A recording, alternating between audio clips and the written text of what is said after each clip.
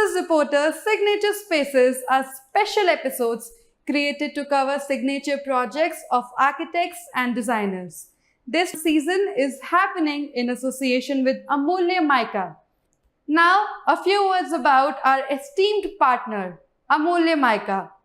Amulya Mica is one of the growing laminate brands in India, a premium brand of Purbanchal Laminates Pvt Limited. With a vision to build an extraordinary organization, it has presence in more than 24 countries, more than 70 distributors and 3,000 dealers. Today, Amulya Mica is a government-recognized star export house, a renowned name in the Indian laminate industry, and it is emerging as one of the major players in the global market. We will showcase their presentation shortly. In the meantime, let us check out the signature projects.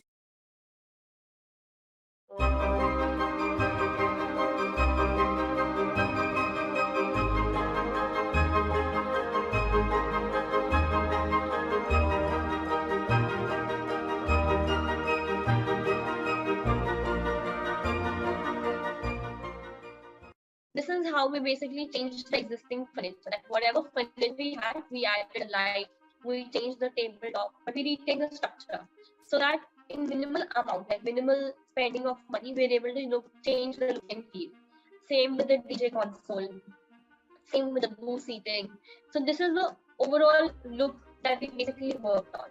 And we introduced this hanging tables in the center to make it look more interesting, because the name eventually turned into station. It's called station bar now. So we wanted to get inspired by the train, where there's like how you have different sections of the train, but it's all elongated in the same line. We wanted the tables to be like that as well. So now if you see, the tables are hanging from the ceiling. This is what we had proposed. The partitions that were there between the walls, we used kind of glass, so that there was some sort of transparency. Otherwise, it would just be a huge private block. So now I'll show you how basically we turned the space. Like this was the bar, and these were the arches that were existing. So we basically introduced the smoky effect, which was in terms of glass, and that was protruding out of the bar front. So we removed this metal gully and we placed these glass sections that were there. And for the back, because the bar back was so limited, we put glass in the bar back so that it gives the illusion of double the number of bottles what we were using. So although you're keeping one bottle, but because you have a bar back glass, because of that you're giving the illusion of more number of bottles basically. So this is what we did in the bar back. So this is how it looks now. So basically this is a before picture. If you see, these arches were retained, and this is how it looks now, with the smoked glass effect which is protruding out, and there's a bar back glass which gives the illusion of double the number of bottles. And same thing we did with the glass. Like this was more of a jail effect, so we basically tried to do like more of a European kind of a window. So we inverted the windows. So this we did for that. And this is before picture of how the walls were. And this is something that we proposed, like basically this kind of stencil work. And this is how it looks now. Like this is basically the before, this is a render, and this is how the picture looks now, like in terms of the private dining spaces. So basically we are not touching the structure, but we are making it look nicer. And this image that we had is looking like this now. And this is the before picture again of this particular space. And because there were so many columns in the restaurant, and we wanted to make a lighting feature out of those columns so that it looks like a part of the design. So on all those columns, we tried to create these kind of neon lights. So this is the kind of blocking that we did. Like this is the empty shell of the same restaurant, and then we introduced this kind of lighting element on the existing columns. This is the render. This is what we propose of that red place that you saw initially. So basically we've introduced this lighting element in columns, which is going below the beams as well, so that the place starts to look more interesting. Now that red color shaded area that you saw, like this is the old side photo. Like this is the old side photo. And now this whole rustic look now has changed into something like this. So these are the renders of the space that we propose. And we've changed the lights also to slightly more traditional. This is the train thing inspiration we took, and we made the tables like this. And now the place looks like this. I'm going to share pictures with you of how the site, which used to look like this is how the space looks now. Like, these are the real photos of the current situation of how the space looks. Like, those arches were retained, the black glass at the back was added, the smoky effect on the mirror was added, these kind of tables were added, and we painted the ceiling blue. So to make it a little more fun and a little more quirky. So this is how the space looks now, and I'm going to be doing next of the pictures so that you can see how the overall place has turned out to be. I'm saying this is how the space looks now. Like, these are the actual pictures of the space. Like, this is the wall that was there. So we, instead of the circular part, now it's like a rounded arch kind of thing. So that is more welcoming. Because when you had those kind of pictures, no, like this one, this was slightly raised. So every time anybody would walk into it, and after a few drinks, they would fall down. They would keep falling down. So we reduced this part, and now we turn it into this. Like, it's a continuous flow of space, so that there is no falling down even after a few drinks. Because ultimately it's a bar, right? And the PDRs now look like this. So we've retained the whole structure. This is called station bar, and we've basically rectified the partitions with glasses now, which were obviously civil walls earlier, so that there is some sort of transparency. It's not like a big block. It's not blocking the view. I mean, there's still privacy, and you are still connected to the outside area, but there's still sort of transparency to make it look like a lighter version of what it was. So these are the actual pictures of the site. And the sofas, the furniture, everything is retained. We just basically changed the fabric and the color of the fabric to make it look more happier, brighter, and more vibrant. So the pictures of what you had seen earlier, like this, basically this is how the space looks, and this is the hanging table that we introduced, within the space. And we segregated the flooring also in black and brown to make it look more interesting. So, and this is the DJ console that is there. We added a huge wall clock as well behind, if you see, to make it more fun and more interactive. So this is how the overall world turned out to be, like, after, basically renovating the space. And all of this basically happened while the project was, like, the restaurant was still up and running.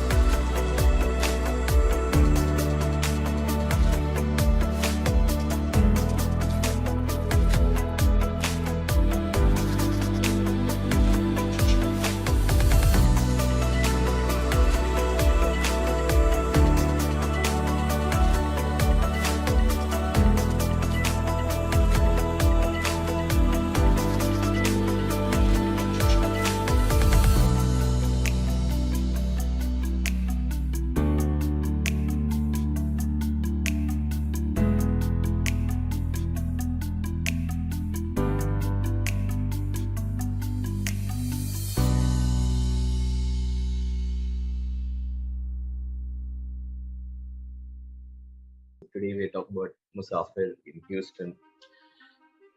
So that's the layout of the project. So this is divide. It's a huge floor plate with a front patio and an entrance directly from the ground floor and an entrance from the mall. And so we've divided into multiple zones because it's such a large project. We could not have everything together. So our core was the kitchen and bar, which is primarily in the center of the space. The bar hits the patio, so there's an outdoor bar and an indoor bar. And there is a fairly large, about 600 square feet of kitchen space bang in the center. So now we've divided into multiple zones. So we have an entrance foyer. So I'll just zoom in so that you understand. So that's how you climb up. That's an entrance foyer that we have. We've shown the video how the space looks like. I'll come to that later. Then there is a passage. Then the main theme of the project was a colonnade. So there's a big colonnade joining the two entrances. So this is the back entrance from the mall. That's the entrance from outside. So the colonnade joins the two entrances, and we yield the project. So there are multiple zones of spaces that we've called Angan, the shadow room. There's a Diwane Aam, Diwane Khas. There's a Sheesh Mahal, and there's the patio. So that's how we have about 6-7 zones, and every zone has a different vibe altogether. So then you have to visit the restaurant at least 7 to 8 times to experience the entire restaurant. And then the concept of Musafir was basically of a traveler. So the kitchen team and the chefs actually traveled all around India, and they did a 2-year travel, and then they captured the travel into the space. Our role was very tricky, and we said that this is the research that we have. Now it should have influences from all parts of India. It should not be just one aspect of India, and it has to be a very modern looking space. And the trick is, such large spaces in US, typically Indian restaurants are 2,000 square feet. This is say 10 times larger than that. So it's supposed to be a bar. So the trick is that it has to be a hybrid version of a kitchen and a bar. And so and the approach was, then we started, and the biggest challenge was we had to manufacture everything here in Delhi, ship it, and then reassemble it there. So there were these Mexican teams who were working in Texas, so they helped us put things together, but we had to manufacture every single bit in India. So this is an image of how the upper images in India and the lower images in Houston. So now getting into details, so we have the foyer, Angan, Diwane Khas, Sheesh Mahal, Diwane Aam. There's a veranda that we call, and there's a traveler's room or a dining room that we have a separate zone. And I'm just glimpsing through the project and explaining you how detailed everything has to be. So these columns that you see are built like Lego units, so they have a metal framework inside, box packed and shipped to US and reassembled. But then there's an extreme amount of kind of pre-engineering to create this look, and so this was manufactured in Delhi by a carpentry team, and then they shipped it and they assembled it there. So this is how that same arch was looking in India, and on the left image it's placed on site. So now you understand how each and every small details really mattered. And just a glimpse of how we started the project. So this is a render of what we wanted, and then we basically looked into every aspect of Indian art and craft. So there was this chatai work, which was like an elephant carved in the bar. So everything was handcrafted in Jaipur and then sent to US and assembled together. So there is like an extreme amount of craftiness to the project. Larger things like a jharoka or an arch was then manufactured in Delhi and shipped there.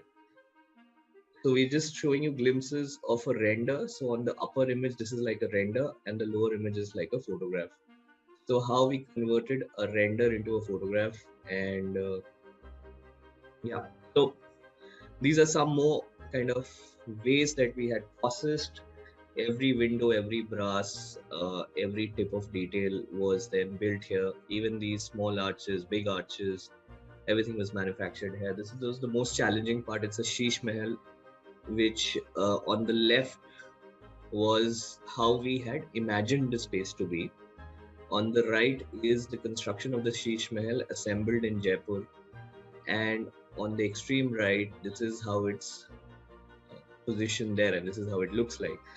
And again, the challenge was to have this entire mirror work as Lego units, and we had to cut it into smaller sections, create an engineering mechanism where it all joins together there through a nut bolt system and still feels this way. I mean, Sheesh Mahal would have been much, much more easier to execute if we had done it in the same location. But obviously, this level of tikri craft, which is the broken mirror craft, is not even possible in US, and there's no visa for people. So now the beauty, I'll show you the deconstructed piece of Sheesh Mahal, and this is how these are engineered. I mean, this every corner, every thing has been drawn, cut, processed in terms of a nut bolt system, and then sent. Even the old door is it's an old door from Jaipur that we got, and we had put it together.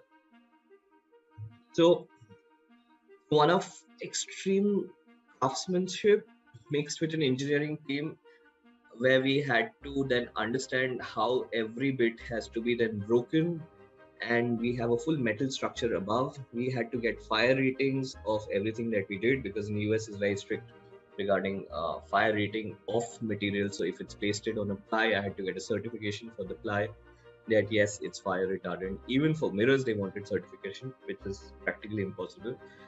And so that's how we achieved. And this is a way to show that how our craftsmen here were doing things in Jaipur, and then we had put it together and sent it there. People typically ship furniture or walls. We'd ship the room. This was a very interesting room. It's called the shadow room. So the entire effect of the room is actually a shadow. So we had engineered these three pieces, huge pieces of light that throw shadow in the entire room, and then you are dining in a shadow of a light. That's the patio. Patio has very interesting four-poster beds. 1 second, I think so. So there are four-poster beds that's converted into an outdoor furniture. This was another bit. So there was this Dokra art wall. So we had to ship all of these Dokra art, converted them into frames and panels, and then that's how it looks like on the site. And it was called the Traveler's Room. So we had created a 14 feet high Musafir sculpture. So this was the initial sketch that the artist gave us, and that was the final output. That's a Sheesh Mahal installed in Houston, and I've given you a journey of how the Sheesh Mahal traveled from India to Houston. That's my Diwane Khas, so which is more like a loungy kind of a space. That's the space. And every space looked into the other space. So if I zoom into the window, you can see people dining on the other side. This is just a partition wall between two spaces. That's the colonnade, so that's how all the arches were put together. And this big piece of wood was then sourced from China. We also went to China and did a lot of our lights from China. Unfortunately, we could not do anything else because the certification required was not available in China, so everything was manufactured in India. But a lot of this, like this solid piece of wood, was then imported from China. That's the level of detail of fabric and Dokra art put together. Even the flooring, this is a terrazzo tile shipped from Bharat Tiles in Delhi, and then we had manufactured. That's the bar, and that's the kind of detail of the bar. So if I just zoom into the detail, this is the degree of detail that we had tried to achieve. So even when you see the carving on the furniture, that matches the carving on the bar. So that's the amount of intricacy, because you can't, every time you see it, you can't experience it. But still, we had to try capture photographs through details of how we can do it. That's the kitchen wall that was assembled in Delhi, then electroplated and sent to Houston. So that became the kitchen surface interface of the kitchen. And that's the sculpture. So we call him the Musafir, and because the project is called the Musafir, so and it is 14 feet high, so it's a fairly kind of tall sculpture. It doesn't look like this in the image, but the roof is 20 feet, and that's why the sculpture is 14 feet, which is double the size of a human. Again, built in Delhi, in US. That's a small cozy lounge that we had created.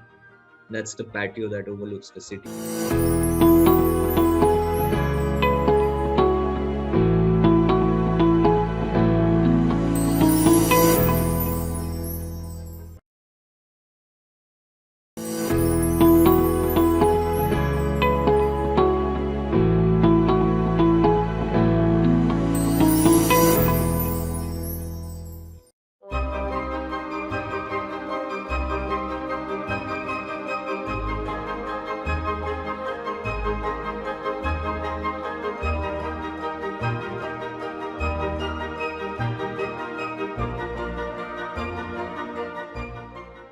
This is a housing project which is for 20 units, small in scale, but the kind of location this was in South Bangalore, the kind of change that we were seeing through the whole time, we started questioning, saying, does housing need to be like you typically see, or through the kind of changes that you would see through the whole decade, is there a way where you can look at landscape taking the forefront, and can architecture and landscape merge together and create something really interesting in terms of the entire built vocabulary?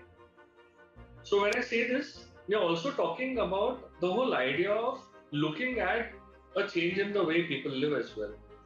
Typically, when you look at projects that are driven by just architecture, and you say you want to relook at the way the lifestyle of people are when you look at a project like this needs to be relooked from the initial idea itself, which basically meant that all the two-bedroom homes that you have here, these are all small units, two-bedroom houses, 20 units in total. We said, can the common spaces or spaces that are driven by activity take a larger forefront?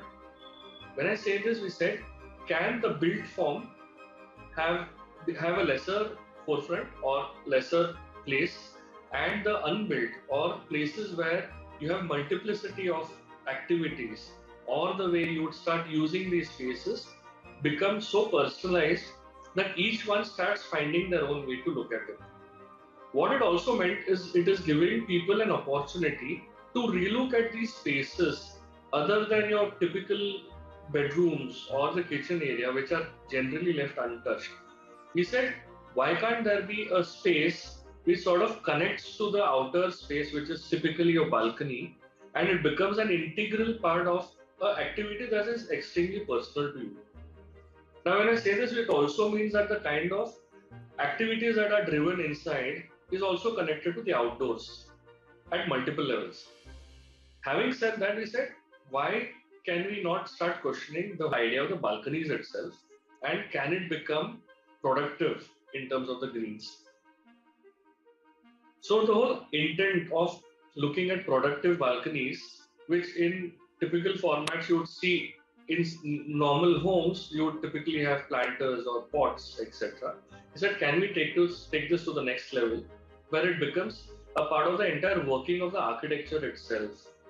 So much so that you start designing the whole structure or the greens in a way where it starts becoming a part of the whole harvest, or something that person who's living there starts deciding the kind of greens that exist.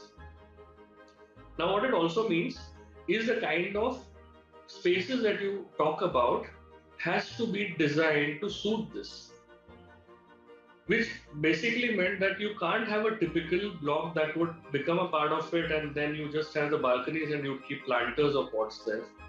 So what it essentially also meant is the kind of light that falls into it, the kind of rain, the kind of sun that the greens need to get, needs to go beyond just that.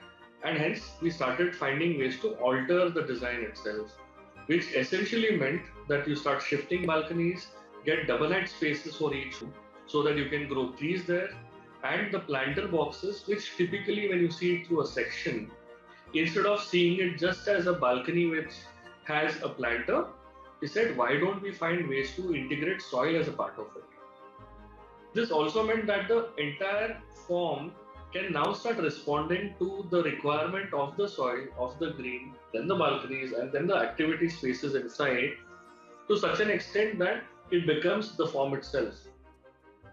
This also helped us evolve the whole structure in such a way that this became a part of the structure rather than an add-on, which also meant that there was no way that you could cut corners or say this may not be done, or it's getting expensive, or it's difficult to maintain and things like that.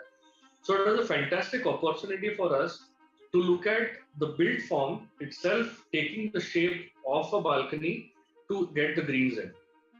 Now, understanding that the kind of contractors that we were working with, south of Bangalore, tight site, densely populated, and smaller units, meant that the kind of money that would be put in has to be found, has to find multiple ways of using the same materials as well, probably in the same space or in different projects later on.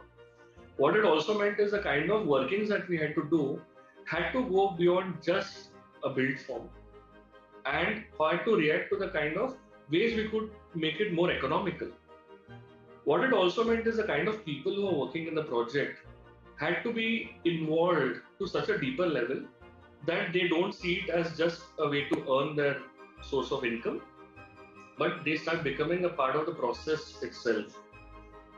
This is important for people who like to be driven or people who want to be a part of the whole project, and rather than just sitting as a contractor or a consultant, etc. The contractors started pitching in ideas. That's where we started seeing areas where we started using corrugated sheets and started experimenting concrete, or started using things in multiple ways. One was to find ways to save money by not having paint, textures, etc., etc. And in other words, to find people who are extremely passionate now and driven by the whole idea of architecture and landscape or green balconies. The entire working was done in such a way that the built form started evolving into something like this, and the greens became an integral part of the whole process. Now, over a period of time, we realized that you cannot just sustain it with just the idea. So you need people who are equally involved, or people who are extremely passionate in the same way, and people who take the whole idea ahead. We just found our way to trigger that idea, but you need people who will take it ahead. Now, we also realize that if we are pitching in an idea to the country, saying this is an experiment to find ways of integrating architecture and landscape, is there a way where we can also become a part of it to such a level that we also took a unit there, we called it Shunyo. So we said, why don't we take a place and find a way to look at our way of how we could respond to that space. To continue the whole idea where the built form reacts to the kind of people who are living in, we realize that if we take a unit there, it's a fantastic opportunity for us to see if we are able to experiment at a deeper level as well. What it essentially meant is we wanted to become a part of the whole process and complete the whole circle, rather than just finishing a project at the built form and moving out of it saying that was our job. Now, what it also meant is if you're looking at the plan, we realized that it also needs to question the way people are living. The first thing that we had in mind when we took this unit was to question the whole idea of the spaces itself, where instead of looking at a typical living, dining, utility, kitchen and bedrooms, etc., he said, is it possible to sort of break this down only into two entities? One is the public space and the private space. What it essentially meant is the kind of spaces that you have in the common areas can be integrated as one, which basically would mean that the built form now connects more openly to the outdoors, rather than having multiple walls in between, multiple spaces in between, which were initially planned as activity spaces. What it also meant is the kind of connect that you start having with the outdoors becomes so strong that we started experimenting with materials which are originally part of the whole idea of the whole building being in concrete, which eventually saw the brick or the terracotta becoming a part of it to scale the whole process or the whole project down. It's also a way to get a warmer sense for the building, which was otherwise quite strong in terms of its typology or the form itself. We took this whole idea of integrating the concrete into the whole building in such a way that even the furniture or every space that you would see inside were all crafted by the same people who are associated with us on the project, and every space started reacting to the outside rather than becoming an individual space of sorts inside. What it also meant is allowed us to start experimenting with the two most important materials of the project, that's concrete and brick, which is outside in the balconies for us, and the greens that become a part of it eventually. The whole build form, which was typically planned to be designed as private spaces and public spaces, also meant that it was important to see how the house itself reacts to this. What we are trying to say is we realize that the house or the home has a life of its own as well, and there's a story for each house to tell. So when you look at spaces that are indoors, there is a day space to it, and there is an experience that you see at night, which is more esoteric, and the kind of connect you start having with the way the light falls changes drastically. So what you typically see as an indoor-outdoor connect during the day changes into a very different space at night, where the kind of lighting that was planned, the kind of spaces that were conceived starts reacting differently at night and starts allowing you to start using these spaces into in a very different manner. What you typically assume a home to be starts becoming a space that is extremely driven by activities, sometimes friends coming over, sometimes people who like to be alone by themselves, want to take up something to read, or you want to cook, or find your way of connecting to art, where every art piece in the whole project was also crafted by us, by our whole studio, who became a very important part of the whole project, wanting to make sure that we complete the whole circle by not just designing the structure, but taking a place there, finding a way or a reason to live there, and completing the whole process or the circle by adding more greens than you typically would have got in a project where you would have just left the land as it is. So that's a project Vanam and Sholyo, which is an important part of the whole process.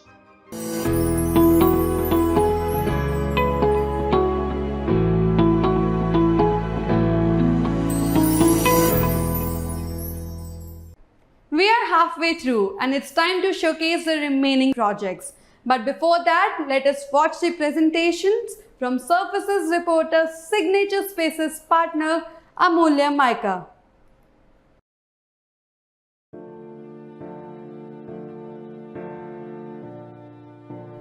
ये कहानी है एक सपने की। सन 1997 में पूर्वी भारत के आंचल से निकला एक सपना पश्चिमी छोर पर स्थित गुजरात की गोद में जा बसा। मानो पहाड़ों को चीरती एक नदी समंदर से जा मिली हो। ये कहानी है उसी सपने की जिसने करोड़ों घरों को बनाया सपनों का मंदिर। ये कहानी है उसी सपने की जिसने ऑफिस को बनाया एक ड्रीम डेस्टिनेशन। स्वप्न दृष्टा श्री राकेश अग्रवाल का ये सपना श्री बनवारीलाल अग्रवाल के मार्गदर्शन में आज उभरा है एक अद्वितीय हकीकत बनकर। अमूल्य घर सजा साथ निभा। वर्ष 2004 में अमूल्य माइका लेमिनेट्स की स्थापना के साथ शुरू हुआ भारत के घर घर को सजाने का एक सफर। 2017 में अमूल्य WPC भी बना इस सफर में साझेदार।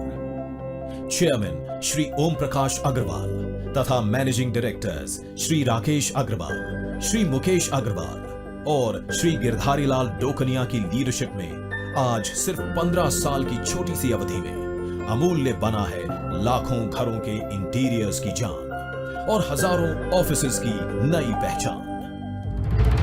ये 15 साल पूर्वांचल के लिए था अमूल्य को महज एक स्टार्टअप से लेकर एक ब्रांड के तौर पर स्थापित करने का सफर। कुछ गिने चुने प्रोडक्ट से लेकर 600 डिजाइन्स,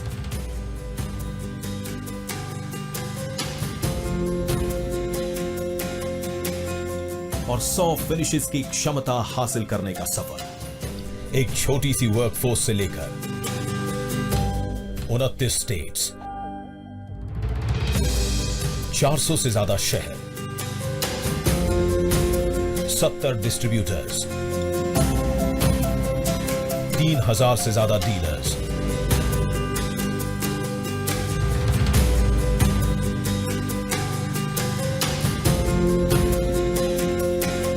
और 130 से ज्यादा सेल्स पर्सन की एक फौज तैयार करने का एक सफर। गांधी धाम की एक छोटी मैन्युफैक्चरिंग यूनिट से अमूल्य को 20 से ज्यादा देशों तक ले जाने का सफर। आज अमूल्य देश के सबसे तेजी से बढ़ रहे लेमिनेट्स उत्पादों में से एक है।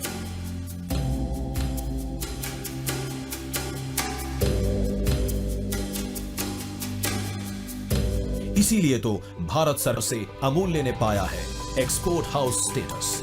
और तो और आए दिन अमूल्य को मिलते रहते हैं विशेषतम पुरस्कार।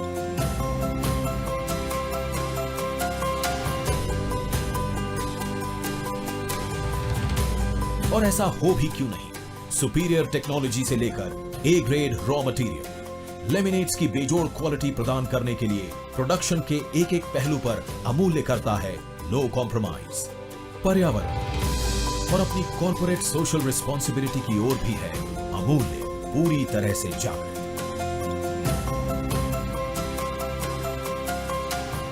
और अमूल्य की सफलता का राज हमारे वर्कर्स, हमारे डीलर्स और हमारे कस्टमर्स का प्यार। उनका प्यार ही तो है जो रहा है हमारी सफलता का सच्चा साझेदार। आइए फिर एक बार एक नई इनिंग्स में फॉर्म करते हैं एक नई partnership.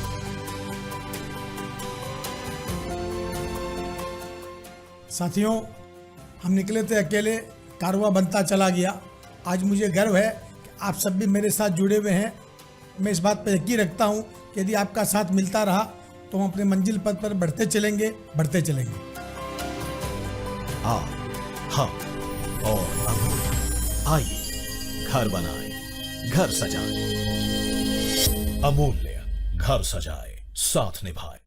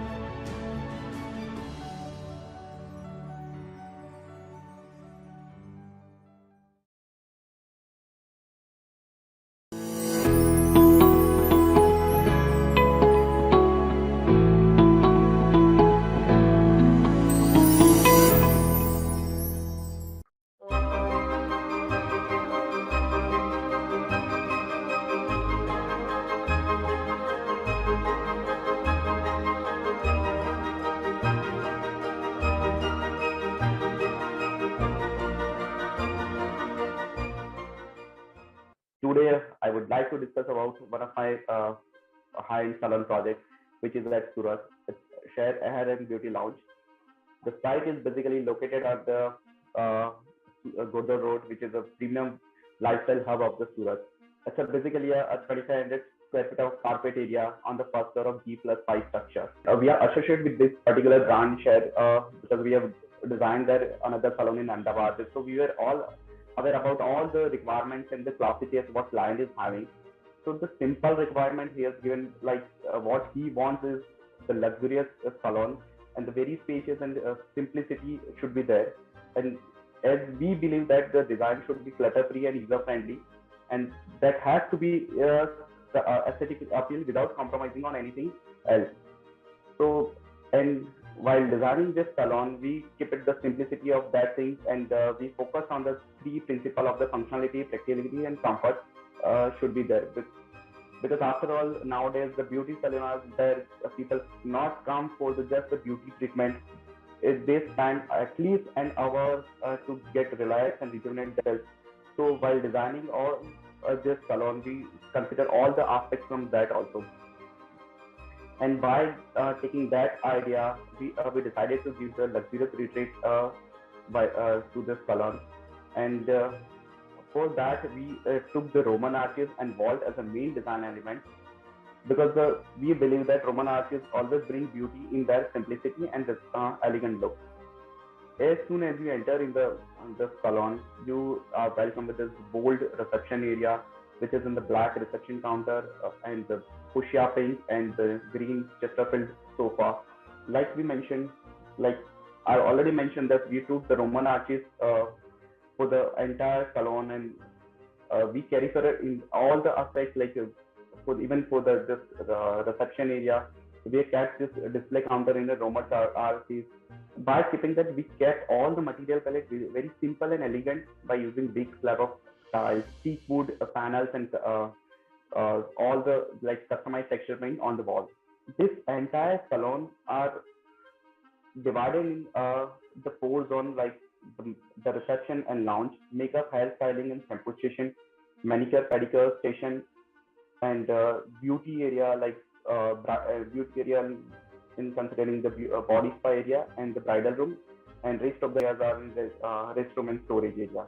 When you're looking at this picture, we started the designing with this arch and vault in the ceiling area, where the floor and ceiling wall paneling are seamlessly curved in the intersection with the meeting points in between the wall and ceiling. In this particular image, you can see the particular hair section. The series of arches we have set for the mirror and the product display as well. From the reception, you just step into this hairstyling area, which is very spacious and luxurious as well. And that was the client's requirement. He wanted to have the very spacious, luxurious feel and should not be clutter-free in any way. For this salon, another main element and the signature mic I would say we've used is this wall ceiling in the passage area. And in for particular wall ceiling, we've used the unconventional this lighting system, which is indirect lighting and which gives very much depth to the entire space. So wherever the passages are there, we have used this wall ceiling. This particular area is for the shampoo station. It creates a very good atmosphere with the customer also. I already mentioned this intersection point with the ceiling and wall with the arch and the wall ceiling. The body spa area is completely black from the floor and wall. The only highlight point is the ceiling with the wall ceiling and indirect light. What we have customized on site. This particular area is designed for the nail bar. The nail bar and the manicure pedicure section is the club area. The one side is you can see the nail bar, and the other side is the this jacuzzi with the pedicure station.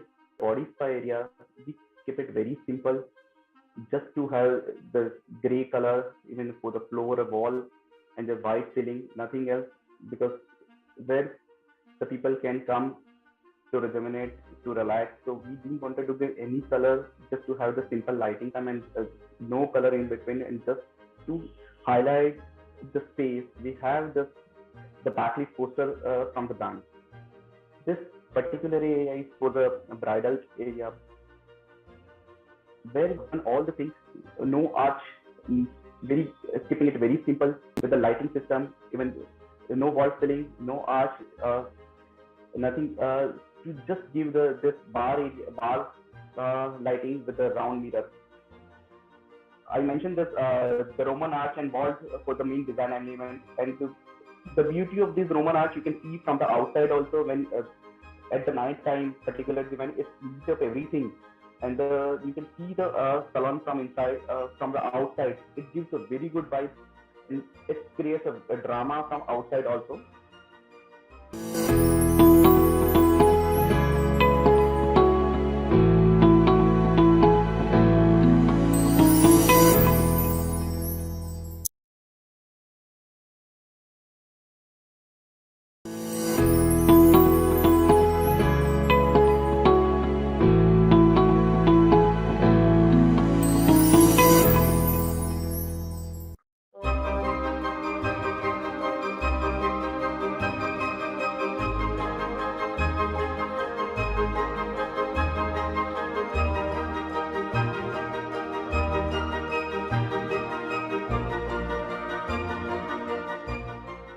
Coffee house in New Town, it has a reference to the Indian coffee house.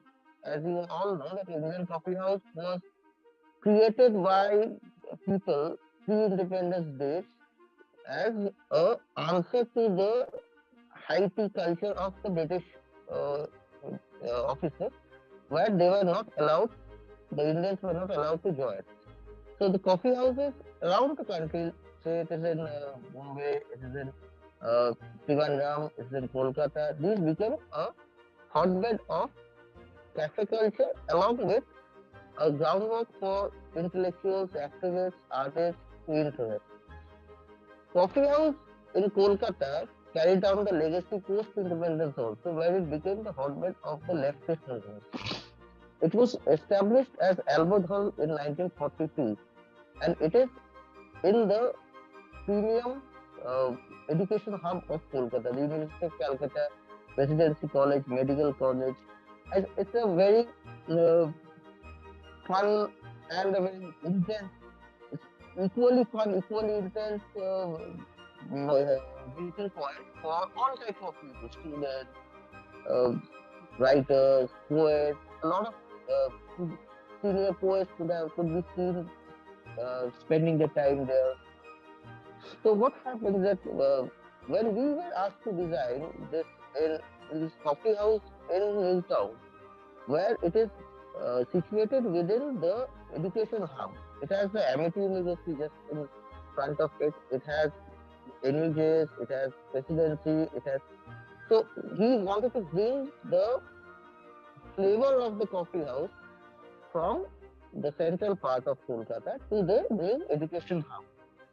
So we wanted to create a contemporary cafe while retaining the atmosphere with the legendary coffee street, College Street Coffee House. So this is a Vertica project, though it's a government project.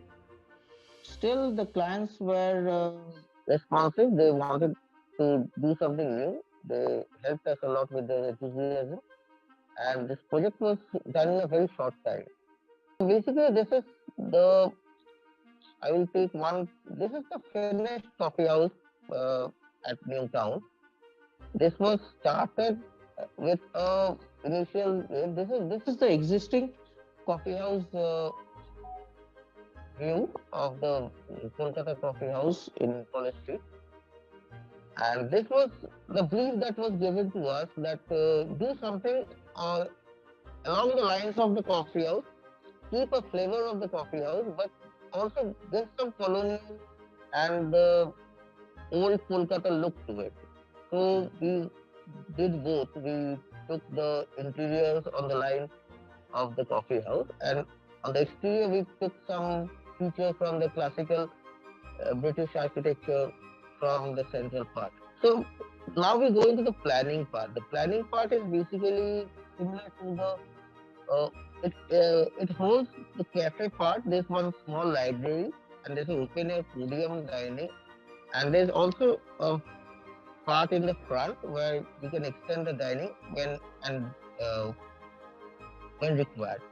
And the kitchen is at the back. There are toilets, office, food, the ancillary features. So at the first floor, there's just a gallery at the side, which is used both for dining, a cafe, and also some music performance which are done from time to time. So if you see the interior of the project from above, this is the vision. We will come to this in more detail later. So this is from the first floor podium, first floor gallery. So every part of it was designed very precisely. We tried to keep balance between the modern and the traditional.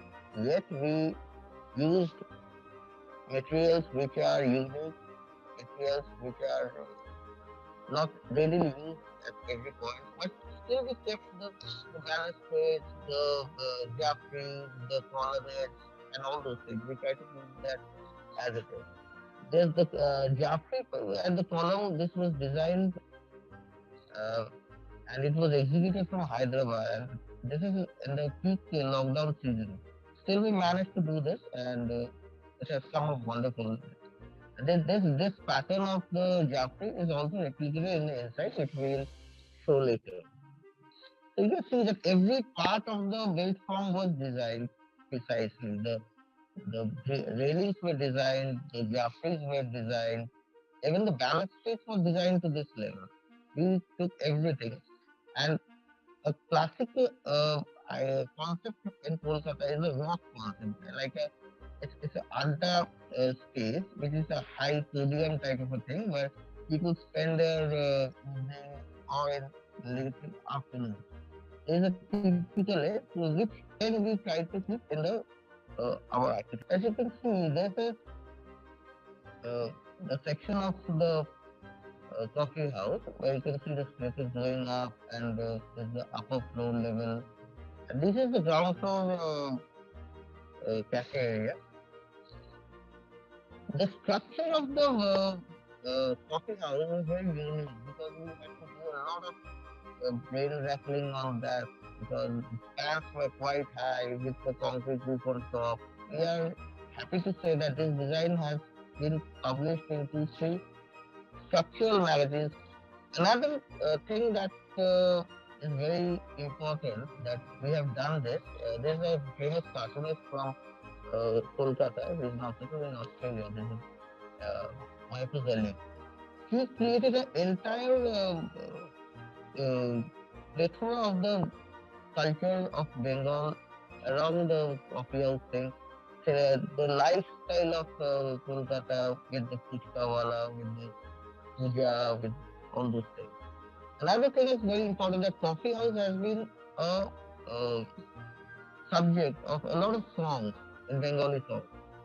So one song depicts a friendship of a group of people from Manna Day. There's a group of people who have assembled along a table in coffee house, in the original coffee house, and how it goes about with them. So this also has been depicted in this picture. We have taken cues from that. And these are full height ardalis. These were old ardalis which can be found in the original coffee house. So we have kept that flavor also as standalone. So this is also the flooring pattern is done in a colonial type, the colonial graphical layer. There's a mosaic patterns been done previously. And the central figure of the filigree has also been replicated in the wooden fit-out and jaffries and all those things. And there is the first floor staircase going to the gallery. And there is a small library. This is basically Newtown being a smart city and a new city. There are not many amenities around the place. So what happened? We have already made a library in Newtown, which is run by DCL at this time. This coffee house has been a big hit.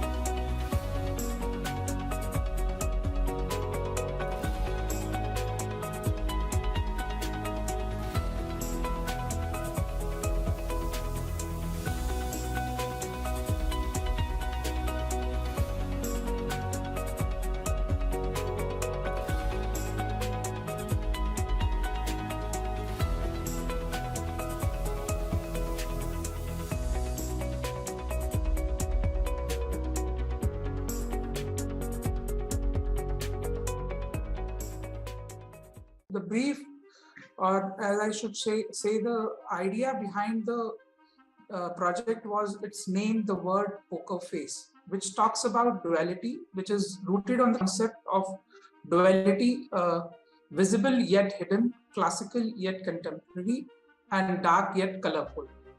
When creating this concept, we wanted to make sure that it should strike the best first impression for the user.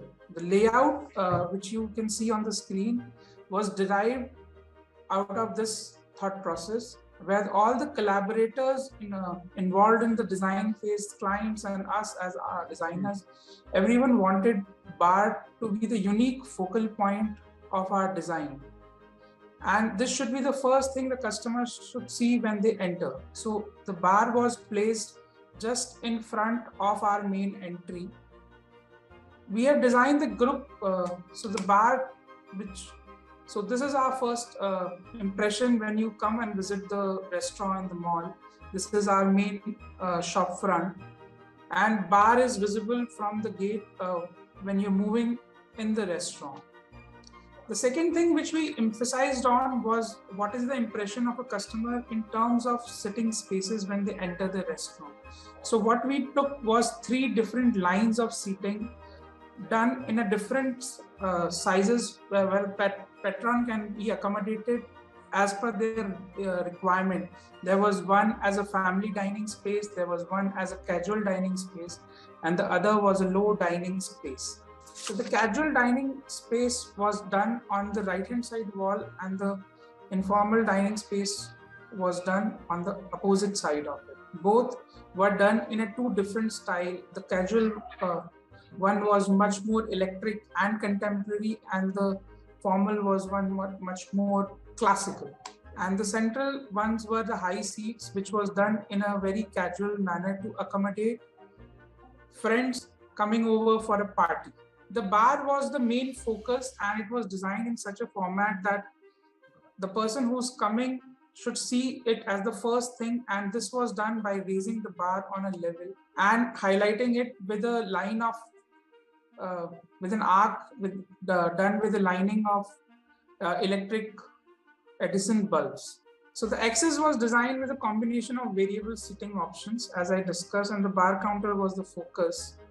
Bar back was carefully designed with a fluted glass back, which was done in a format that they bring in more natural light during the daytime, and they can be a backlit option highlighting both bar and booze at the night. The bar stage was further divided into 2 premium sitting spaces done on either side, which was a sitting space when required and can be converted into a stage for performance on days of live performances. And the same was highlighted with a big crystal chandelier over it. The front of the bar was a long seat which can accommodate a big party, a patron size where they are coming in for a big party or a family gathering.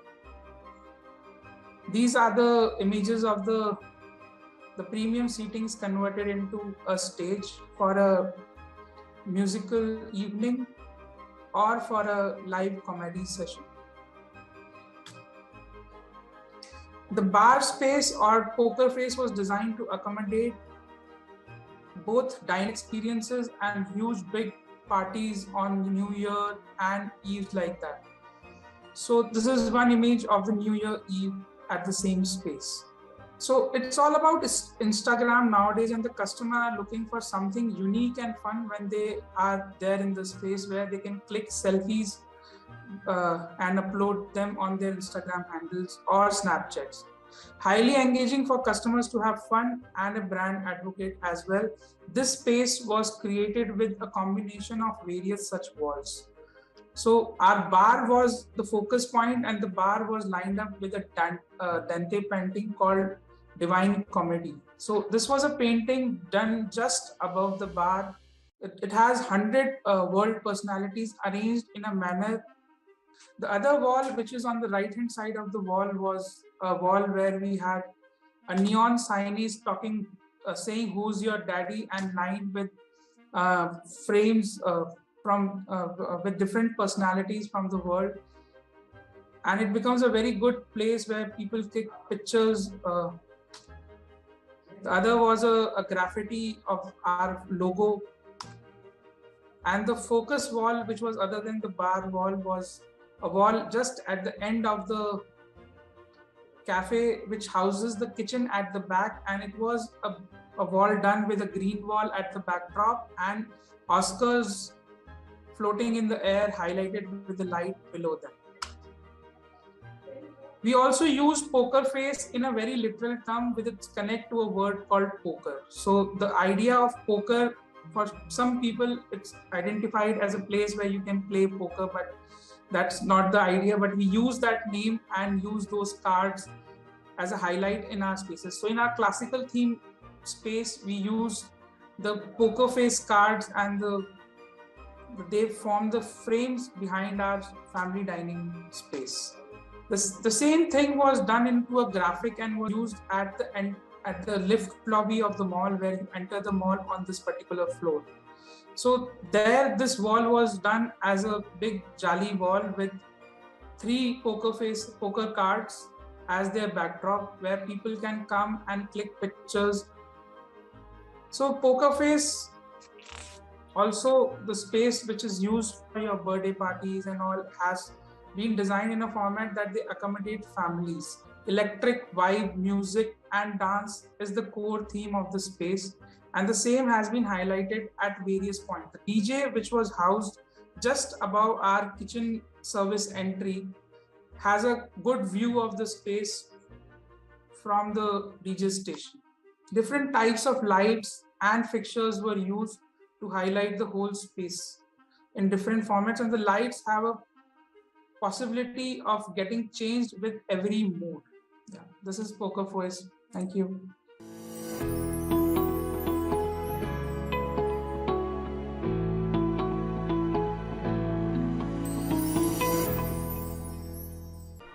That was superb. Surfaces Reporter thanks all the architects and the designers for sharing their beautiful signature spaces. We shall be back again with another episode of SR Signature Spaces with Amulya Mica. Stay tuned to meet our guests. Then you can subscribe to our YouTube channel and follow us on Facebook, Twitter and Instagram.